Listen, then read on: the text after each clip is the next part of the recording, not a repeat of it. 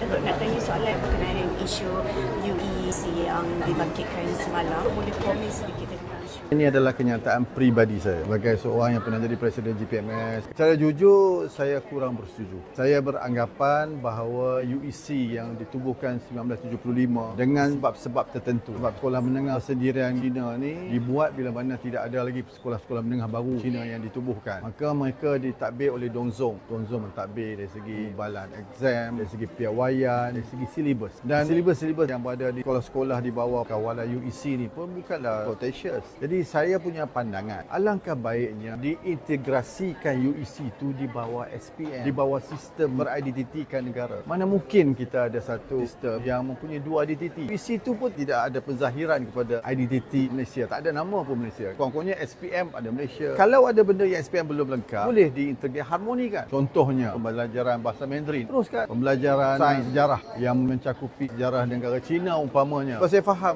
kalangan Tionghoa, mereka penting pasal ancestor. So kita tak boleh salah. Dan kaum ni memang mereka ada hak. Kan mereka minta untuk dilahirkan menjadi kaum Cina. Dia tak minta pun keluar daripada rahim ibu orang Cina. Itu Tuhan punya kerja. So kita kena ada penghormatan. Tapi dalam soal negara, kita kena ada satu identiti saja. Kedua, apa salahnya SPM ni? Apa kekurangannya? Yang bercakap dalam kabinet, Anthony Loke, sekolah menengah Ampangan. Kemudian pergi ke UKM. Hana Yo, sekolah Subang Jaya. Kemudian pergi ke Subang Utama. Kemudian pergi ke Tasmania, buat law. Chow Kon Yao, sekolah Cochrane. Kemudian masuk USM. Steven Sim, sekolah Stowell. Pergi ke BM High School. Ambil SPM, masuk ke Universiti Melaya. Ngah Koming, sekolah Anglo-Chinese School. Ambil SCPM, Bahasa Melayu A+, masuk UM. Semua ini adalah menteri Chinese yang duduk dalam kabinet.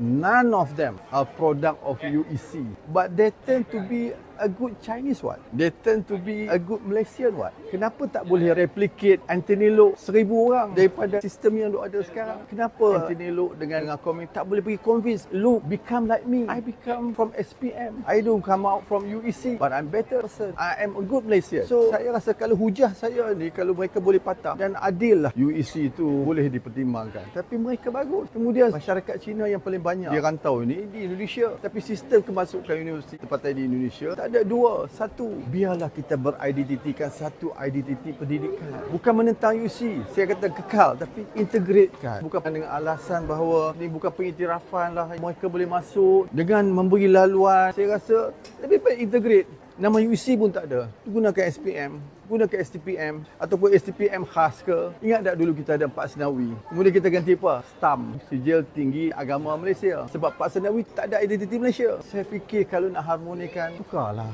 Dah lama dah 50 tahun. Saya bagi hujahnya semua menteri macam tu. They are the product of SPM. They are not the product of UEC. Hujah mereka mengenai pelajar tahfiz pula.